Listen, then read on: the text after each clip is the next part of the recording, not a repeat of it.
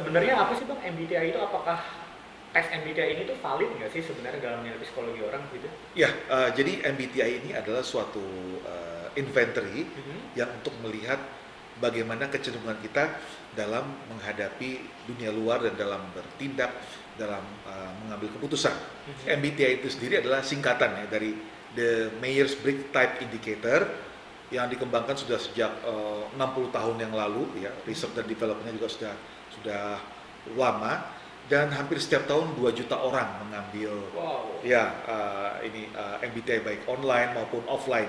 Jadi ini banyak digunakan juga di organisasi-organisasi perusahaan multinasional ya, dan sangat bermanfaat untuk nanti bagaimana kita berinteraksi dalam situasi normal.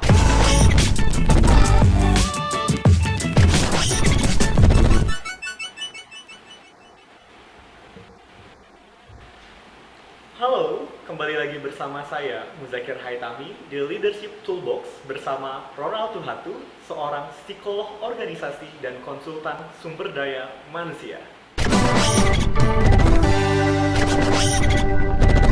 Baik, dalam episode kali ini kita akan membahas tentang personality masing-masing individu, Bang ya. Ya. Masing-masing individu tentunya dengan alat tes atau mungkin platform tes yang sering kali digunakan oleh kebanyakan orang, yaitu MBTI. Selamat malam Bang Ronald. Selamat malam Mas Zaki. Selamat malam Mbak Anggita. Selamat malam. Baik, gimana kabarnya Mbak Anggi? Alhamdulillah baik. Kesibukan apa akhir-akhir ini Mbak Anggi? Sedang dalam minggu-minggu TS. Minggu-minggu UTS. Kebetulan karena saya Anggi ambil dari jurusan Pendidikan Bahasa Jawa dan sekarang UTS-nya tuh sedang bergelut dalam bidang-bidang rubrik penilaian tentang kesastraan dan kebudayaan yang ada di sekolah sih. Oh, yang ada di sekolah. Oh, Iya. berarti Mbak Anggi pendidikan ya, bukan sastra ya? Iya, Itu pendidikan. di S1 apa di S2 Mbak? Alhamdulillah sedang menjadi magister. Oh, magister. Perjalanan menuju magister. Ya. Luar biasa Mbak Anggi di umur yang sangat muda sudah menjalani program magister. Nah, kita berbicara tentang MBTI ini Bang, Ya. Mbak Anggi.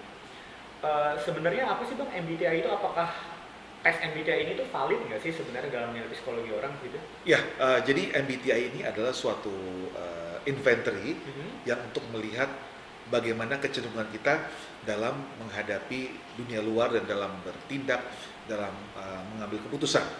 Nah ini sudah banyak digunakan, rata-rata 2 juta orang setiap tahun mengambil assessment dari MBTI tersebut.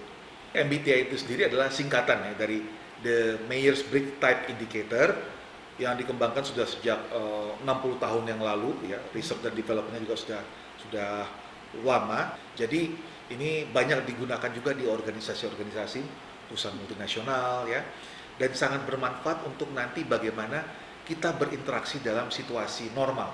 Oh, Nah, jadi ini untuk interaksi kita dengan rekan sekerja ya, tidak digunakan untuk orang-orang yang mengalami gangguan kejiwaan. Oh, begitu. Ya, jadi untuk lebih pada situasi normal yang mana tidak ada suatu preferensi yang bisa disebut lebih baik atau lebih buruk. Nah, jadi ini adalah benar-benar seperti memotret kita dan ini adalah tipe kecenderungan yang dimiliki oleh seseorang. Berarti bisa dianggap itu kecenderungan kita Bang ya? Iya, kecenderungan. Karena manusia ini unik dan perlu dipahami juga, tidak ada satu alat yang bisa mengukur manusia secara sempurna, belum ditemukan dan akan sulit karena manusia sendiri, seseorang bisa berperilaku tertentu, tetapi juga bisa berperilaku yang lain pada situasinya yang berbeda. Berarti jika teman-teman di rumah nanti ingin melakukan tes MBTI ini bisa dipertanggungjawabkan hasilnya. Oh bisa, tapi sangat bisa. Kecenderungan Bang ya? Kecenderungan, iya. Baik, seperti Nanti juga ada faktor lingkungan ya yang mempengaruhi. Tapi paling tidak kita sudah punya sesuatu untuk memprediksi. baik. Ya. Jadi misalnya kalau Anda suka ayam daripada suka ikan, kita bisa memprediksi bahwa ketika Anda ke restoran, 80% mungkin Anda akan memilih makan ayam daripada makan ikan. Oh, baik. Nah, seperti kira itu gampangnya seperti itu. Tapi tidak menutup kemungkinan untuk memilih yang lain. Oh iya, ya sama Oke. sekali tidak. Ya. Kalau Mbak Anggita udah pernah belum sih tes MBTI gitu? Sudah Pernah ya? Hasilnya apa Mbak itu Mbak? ENFJ. Oke, NFJ. Iya. Ya, baik, menarik ya. Gimana tuh Bang? Gimana NFJ ya? Bang? Oke, NFJ. Jadi gini, ini kan Mbak Igata kan baru pertama kali ya NFJ nih ya. Jadi ada 4 hal yang dilihat dengan MBTI ini. Nah, yang pertama adalah bagaimana Mbak Anggi itu memperoleh energi atau memfokuskan perhatiannya. Nah, kalau dengan ENFJ tadi ya, Iya. ENFJ. Nah, jadi E itu adalah sifat extrovert. Nah, jadi mendapatkan energi dari berinteraksi dengan orang, dengan dunia luar. Ya. Tapi bukan berarti bahwa orang ekstrovert ini adalah orang yang harus selalu bergaul dengan orang, yang bukan ya. Jadi kita bedakan dari terminologi sehari-hari. Nah, ekstrovert artinya Anda lebih punya kecenderungan untuk mendapatkan informasi dan energi dari berinteraksi dengan dunia luar. Cenderung suka ya. Iya, kira-kira seperti itu nggak? Iya. Oke, ya. Nah, tadi yang pertama ya, E-nya ya. Iya. Nah, sekarang N-nya kan ya. Nah, N itu singkatan dari intuition. Nah, intuition adalah bagaimana Anda mengambil informasi. Kan kita kan dalam kehidupan sehari-hari kita melihat ada informasi. Nah, bagaimana Mbak Anggi itu menginterpretasikan informasi. Orang sensing, dia melihat misalnya, kalau kita di sini nih Mbak Anggi ya, kalau orang sensing melihat, oh ada HP, ada meja, ada ya macam-macam ya. Nah, itu arti dia melihat secara mendetail barang-barang tersebut. Tapi orang intuition melihatnya itu sebagai, oh ada suatu meja di mana ini adalah meja tempat orang berkumpul dan makan, misalnya. Nah, jadi intuition melihat suatu nilai dari apa yang dilihat. Bukan kalau orang sensing itu melihat fakta apa. Nah, tapi kalau Mbak Anggi menginterpretasikan. Nah, situasi seperti itu. Nah, kalau Mbak Anggi sendiri, kalau belajar gitu ya, senangnya seperti apa cara belajar?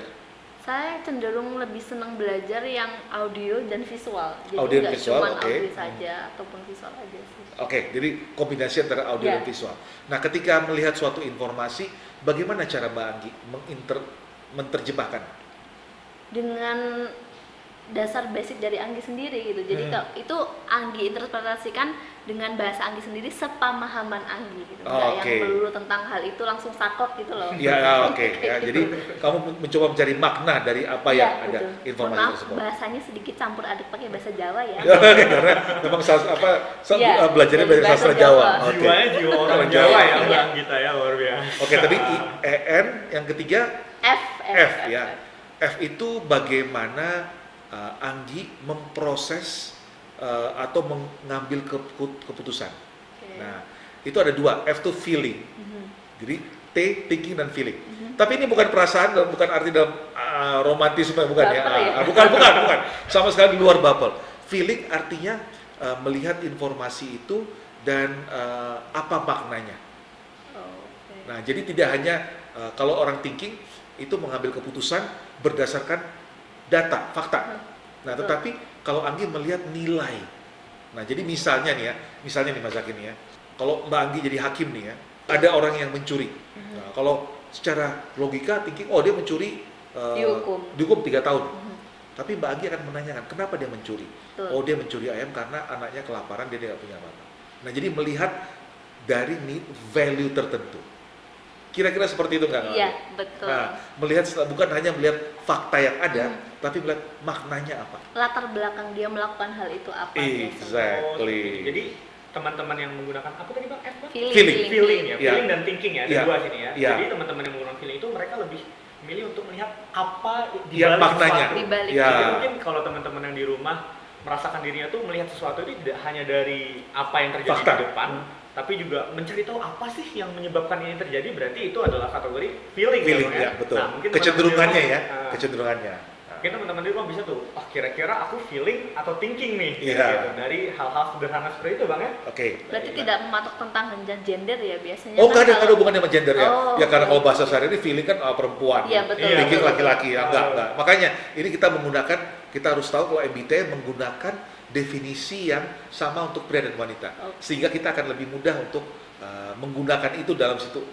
kepada gender apapun. Oke. Tadi ENF, terakhirnya apa? J. J, Bang. J.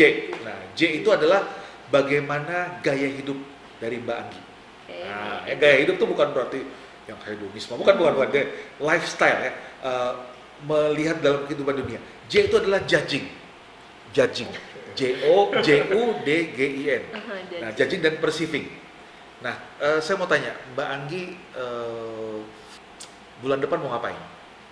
Bulan depan puasa paling di rumah aja sih. Di rumah aja. Belum ada. Jadwal kehidupannya sehari-hari apa? Lebih banyak momong, soalnya saya di rumah tuh momong, Oke. ada adik kembar gitu. di Ya. rumah. Nah, kalau dalam sehari-hari, Mbak Anggi tahu nggak mau ngerjain apa hari ini atau besok? Ya, Sudah ada? orang yang kayak gitu. Udah ada jadwalnya ya? Sistematik orangnya.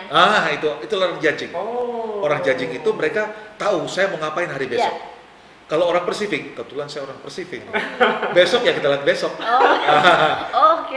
Jadi saya hidup berdasarkan situasi saat itu. Berarti sudah bisa memprediksi besok mau apa aja. Betul. Jadi, bedanya orang judging sama Persifik. Mana yang lebih bagus? Kalau Anggi, karena Anggi pakai F ya emang suka Judging ya. Judging. Sebenarnya tidak ada yang lebih bagus, itu adalah kecenderungan. Jadi bagi orang Anggi kalau besok misalnya ketemu, Anggi yuk kita ke pantai yuk. Oh nggak bisa, saya udah harus iya, ini. betul. Nggak mau, nggak bisa. Saya udah ini. Mungkin tidak fleksibel ketika harus menghadapi suatu. Tiba-tiba misalnya besok tuh Zaki ulang tahun loh, kita mau kasih surprise party. Nggak bisa, aku besok mesti. Iya. Udah jadwal. Nah, orang-orang judging tuh lebih zaklek katanya. Ya. Apa itu karena kebiasaan juga ya? Ya ada faktor kebiasaan juga, oke. tapi ada juga faktor kecenderungan kita. Nah, jadi itu secara garis besar ya, nanti kita bisa lihat ininya, tapi itulah kira-kira seorang ENFJ tadi itu ya, dalam menghadapi hidup dia fokus atensinya atau energi dapat dari berinteraksi dengan orang dari luar. Kita sama-sama ekstrovert. Jadi kalau saya itu ekstrovertnya cukup Extrovert. ekstrovert super ya. Jadi kalau ngomong hukum orang ekstrovert itu gampang. Ya, taruh dia di gunung sana sendiri tanpa ada orang lain. Dikucilkan. Oke. Nggak bisa ya. Stres ya teman-teman. Stres ya. Teman-teman itu stres ya. Ya, nah itulah orang-orang ekstrovert itu bagaimana mereka tidak akan sulit untuk menghadapi itu. Nah, coba kita bahas sedikit ya ekstrovert. Kita nggak usah bahas sampai 4 nanti waktunya nggak cukup. Nah, dalam berkomunikasi, coba kita perhatikan, kita bedah nih ya. Baik. Waduh, siap-siap nih Anggi ya. Anggi ya. Ini kekuatan Anggi ini adalah dia energetik dan antusias dalam berkomunikasi. Betul sekali. Betul sekali ya. Itu Mas Muzakir yang pertama kali lihat. Kok saya Gi? Iya, kan Anda yang mengatakan sama saya Anggi tuh kayaknya orangnya gini. Jadi sebelum saya sudah mengatakan saya jujur orangnya seperti ini, Mas Muzakir terlebih dahulu sudah bisa melihat itu. Iya, betul. Kemudian mempunyai minat yang luas. Nah, ya, orang-orang Banyak maunya gitu ya. ya, beda Masalahnya. banyak, tapi minat ya. Kalau orang-orang E itu dia luas, kalau orang introvert itu dalam. Oke, Nah, satu jadi- dalam gitu. Iya, dalam sedikit. Mana yang lebih bagus? Nggak ada. Nggak ada. Ya, karena orang yang punya luas, dia tidak cepat gampang bosan. Nah, kalau orang yang dalam, dia mengetahui bidang tersebut. Nah, jadi orang-orang ekstrovert tuh mempunyai minat yang luas, dan dia kalau memberikan informasi itu lengkap dengan umpan balik. Detail banget. Detail. Detail banget. Itu kalau orang ekstrovert. Bang. Ekstrovert, ya. Oke. Nah, kemudian juga, kalau orang ekstrovert berkomunikasi itu seperti apa? Mereka mencari interaksi, ya. Jadi masa pandemi ini merupakan siksaan untuk Iya, mereka. betul ya Allah. Kalau- Nggak bisa ketemu orang. Ya, susah kalau banget. kalau harus nge-zoom itu ketemu orang palsu tuh kayak. Iya, Jadi ya, betul. ketemu dengan orang ya. Kemudian berbagi pemikiran dan hidup dalam berkomunikasi. Nah, itu orang-orang ekstrovert dalam berkomunikasi seperti itu gaya mereka. Jadi kayak gitu Bang ya, sedikit banyak penjelasan tentang bagaimana Ya, betul. itu. Tapi itu kita ini ya supaya tidak terkesan sebagai meramal karakter orang, tapi itu adalah kecenderungan. Baik, itu hanya kecenderungan. Sekali Kecenderungan. lagi tidak ada yang pasti dalam Tidak ada yang pasti, ya. kepribadian seorang. Iya. Kalau dari Mbak Anggi sendiri, pernah nggak sih Mbak Anggi itu merasa susah nih, aku merasa susah berkomunikasi sama tipe orang yang seperti ini, sama tipe orang yang pendiam. Aku susah berkomunikasi sama orang yang tertutup, mungkin seperti itu. Pernah nggak sih Mbak Anggi merasa seperti itu? Pernah sih, karena kita juga hidup di lingkungan sosial ya, beberapa kali mungkin bertemu dengan orang yang seperti itu, tapi karena terbiasa mungkin ya, karena Iya. sering terbiasa berkomunikasi dengan orang, jadi sedikit banyak mungkin harus cuman butuh waktu aja sih untuk Oke. mengenal orangnya. Dan Anggi tipe orang yang healingnya apa sih ya, obat untuk contoh lagi suntuk, lagi stres itu nggak bisa diam sendiri, Iya. harus dengar orang lain, harus ngobrol dengan orang Wow. lain, mendengarkan orang lain, kayak gitu sih. Nah, kalau ketika Anggi berhadapan dengan seorang yang mengalami kesulitan, biasanya langkah apa yang Anggi lakukan untuk mencairkan kesulitan tersebut? Biasanya sih cari topik-topik yang lagi umum, Iya. kemudian sering ngajakin dia, harus sering ngajakin dia terus gitu untuk ketemu terus. Jadi kan kalau ketemu mungkin pasti dia suatu saat gitu pasti tetap ada. Jadi Anggi secara tidak langsung mencoba memahami pola orang tersebut, mencari interaksi. Mencari interaksi ya, oke. Jadi itu salah satu cara untuk mengatasi kesulitan ketika harus berhadapan dengan orang yang mungkin secara tipologi agak berbeda, caranya berbeda dengan Anggi. Oke. Nah. Dengan dosen ya kan banyak dengan dosen ya. Dosen yang apa dosen biasanya menghadapi dosennya seperti apa yang agak sulit? Anggi pernah dikasih tahu sama Mas Muzakir, di dunia ini semua orang tuh salah kecuali 3. Ada wanita, orang tua, dan dosen. Jadi kalau dosen kamu itu orang tua dan dia wanita udah kelar gitu. Aku ingat. Ya kan Mas Zaki pernah bilang kayak gitu ya. Dan itu memang terjadi juga tuh. Salah satu dosen yang paling sepuh di tempat Anggi itu memang orang-orang cenderung yang pertama yang diperhatikan tuh biasanya yang cowok. Kan dosennya yang perempuan juga kan ya. Dia yang cowok, jadi susah untuk mengambil hati beliau.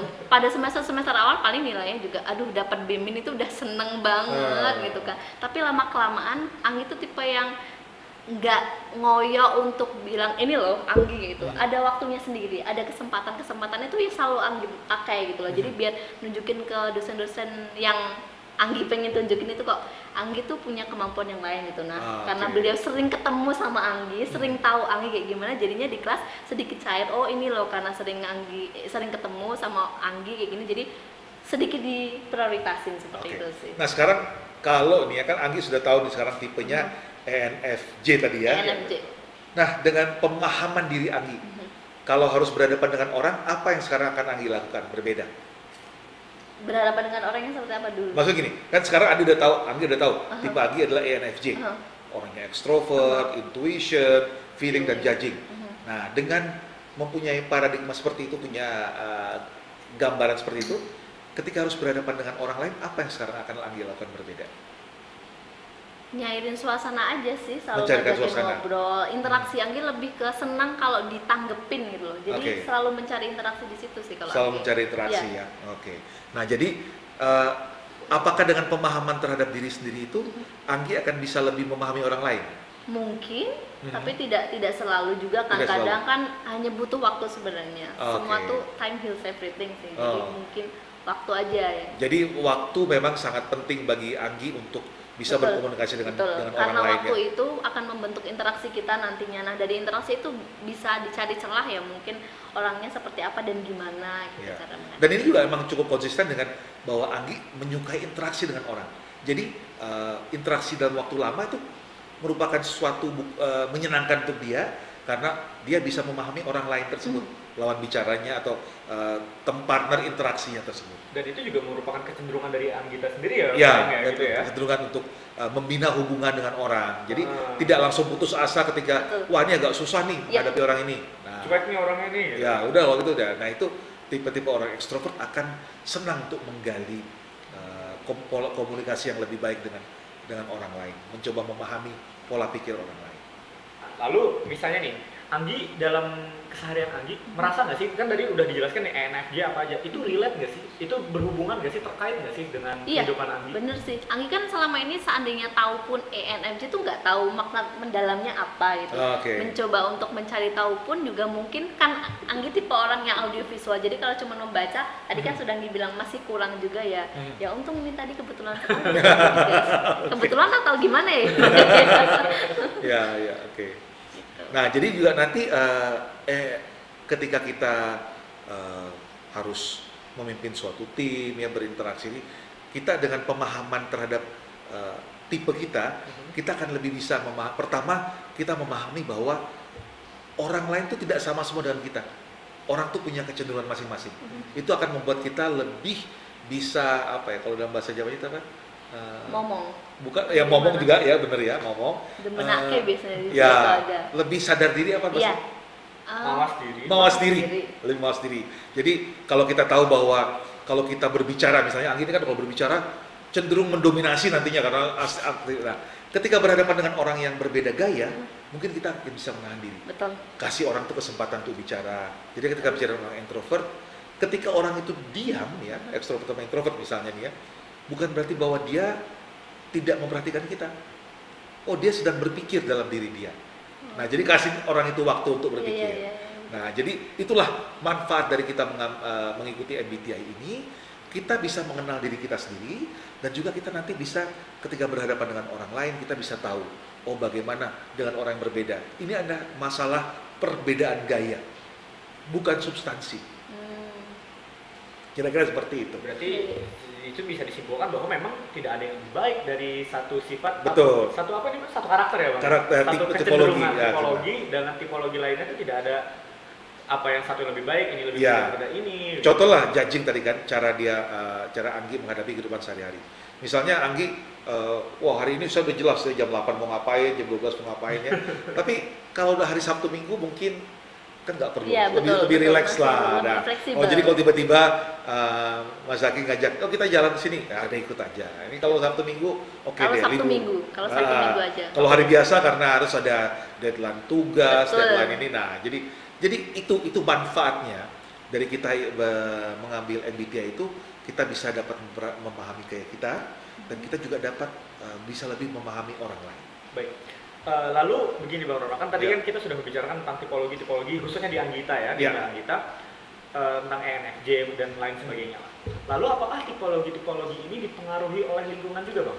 Iya, jadi kalau kita berbicara tentang kepribadian ya, kepribadian itu dipengaruhi oleh ada sekarang teori baru 3 hal.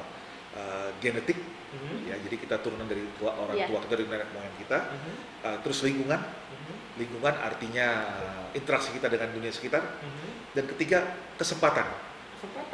Contoh begini, katakanlah tinggi Mas Zaki berapa nih? 168, pendek saya Bang. 168, saya belum bilang loh. 168. Oh tapi Mas Anggi, Zaki jago main basket. Oh pokoknya jago deh. Tahu nggak rata-rata tinggi pemain basket berapa? 180. 180-an. Ya. Kira-kira Zaki bisa nggak sukses di kancah perbasketan? Bisa saja. Agak sulit ya.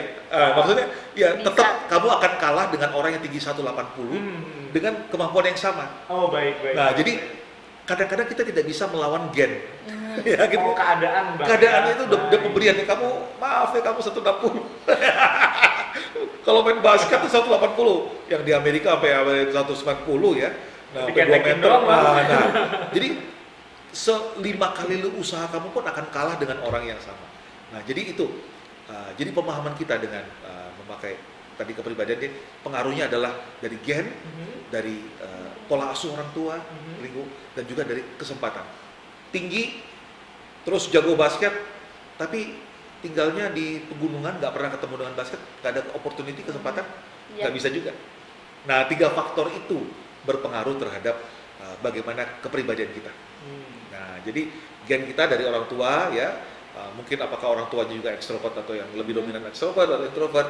Nah, itu masih penelitian, masih banyak yang mencoba untuk melakukan, untuk melihat. Kita belum menemukan suatu rumusan ramuan yang tepat antara gen, lingkungan, dan pola asuh itu yang mana yang paling berpengaruh. Nah itu karena ada juga penelitian anak kembar yang sama tapi dibesarkan dalam lingkungan yang berbeda, hasilnya juga akan berbeda.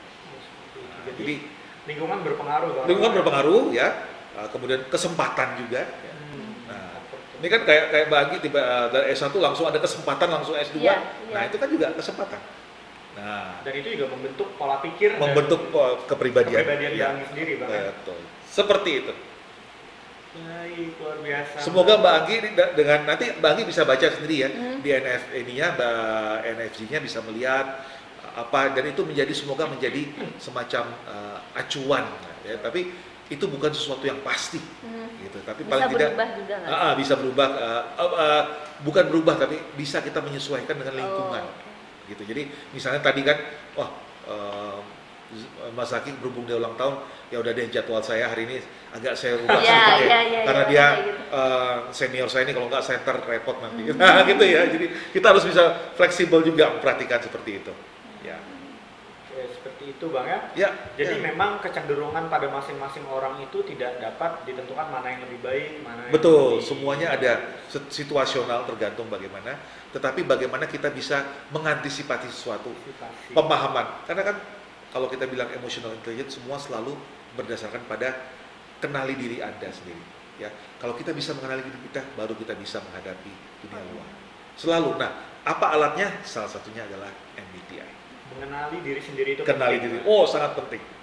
Jadi mungkin bagi teman-teman yang di rumah ini untuk meningkatkan bagaimana cara kita berkomunikasi, bagaimana cara kita membangun sebuah hubungan dan relasi kepada orang lain atau Ya. lingkungan di sekitar kita, akan jadi lebih baik jika kita sudah mengenali diri kita sendiri, begitu Bang? Betul. Ya? Ya. Sehingga kita mampu beradaptasi dan menyesuaikan dengan orang-orang yang ada di sekitar kita. Betul Gitu. sekali. Baik teman-teman, mungkin itu dulu untuk episode kali ini. Tetap jaga kesehatan, jaga jarak, dan juga jangan lupa cuci tangan dan memakai hand sanitizer. Dan jangan lupa yang terpenting, kenali diri kita untuk dapat memahami lebih orang lain sehingga terbangun sebuah hubungan yang lebih baik antara diri kita dan orang lain. Baik. Mungkin seperti itu dari Mbak Anggita. Saya mewakili Mbak Anggita dan juga Bang Ronald. Kami undur diri dari episode ini. Sampai jumpa lagi di episode-episode selanjutnya bersama saya, Muzakir Haitami. Saya Ronald Tuhatu. Saya Anggita. Dalam Leadership Toolbox Podcast.